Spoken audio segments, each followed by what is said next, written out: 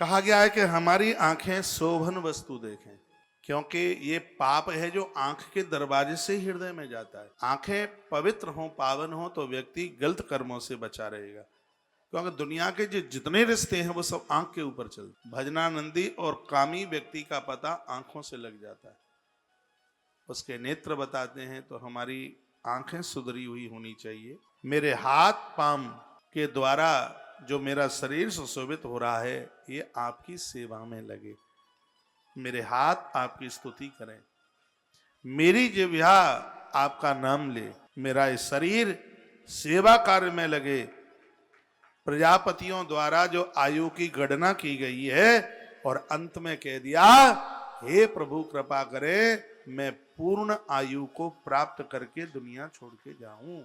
इस ऋचा में ऐसा लिखा हुआ पूर्ण आयु। ओम भद्रम कर्णेभिः शृणुयाम देवा, भद्रम पश्येमाक्षभिर्य जत्राः स्थिरैरङ्गैः सृष्ट्वागुं सस्तनु सेवदेवहितं यदाय।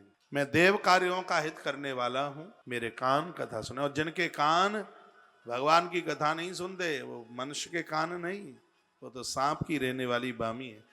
जिन हरि कथा सुनी नहीं काना, जिन हरि कथा सुनी नहीं काना, भवन समाना। जिन हरि कथा सुनी नहीं काना। प्रभु कृपा कर दीजिए, क्या कृपा कर दीजिए कि मैं अपने कानों से कल्याण कारक वचन सुनता रहूं, हाथ सत्कर्म में लगाता रहूं, कि हाथ दीन दुखियारे की सेवा के लिए आगे बढ़े, लोगों में थप्पड़ मारने के लिए नहीं, लोगों की सेवा करने के लिए। लोग हस्तरेखा दिखा करके भाग्य बदलते हैं, हाथ दिखा करके हस्तरेखा विशेषज्ञों से हाथ दिखवा करके वो अपना भाग्य बदलना चाहते हैं। मैं निवेदन करना चाहूंगा, हाथ दिखाने से भाग्य नहीं बदलता, हाथों से सत्कर्म किया जावे तो भाग्य निश्चित रूप से बदल जाता है। इन हाथों को जगन्नाथ भगवान के हाथ बनाइए। मेरी बहनें सुन पा रही हैं, मैं वेद की ऋचा से बात कर रहा हूं। घर में बुजुर्ग हैं, बूढ़े हैं, तुम्हारे होते हुए डोकरी को वस्त्र धोने पड़ते हैं तो आपका क्या होगा फिर?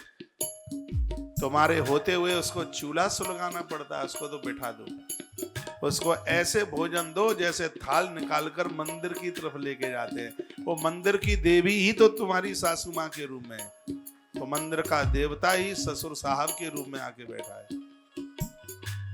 कर लो इनकी सेवा, तरक्की आपकी संतान की हो जाएगी, ऊंचाई आपके बच्चों को मिलेगी। वाल्मीकि रामायण में कथा आती है, माता कौशल्या ने अपने ससुर साहब की बड़ी सेवा करी है, महाराज अज, और उसका परिणाम है, उस सेवा का प्रभाव था माता कौशल्या परमात्मा की मां बनकर के उभरी है। यह ऋग्वेद का जो सूत्र कहता है वो कहता है कि जिस शरीर में हाथ पांव लगे हुए हैं, हे देव आपसे प्रार्थना है ये हाथ श्रेष्ठ कर्म करें और ये चरण पांव अच्छी जगह का भ्रमण करें। कान भगवती चरित्र सुने और अंत में कह दिया, प्रभु कृपा कर दो हम पूर्ण आयु को प्राप्त हों। मस्तिष्क झुकता रहे।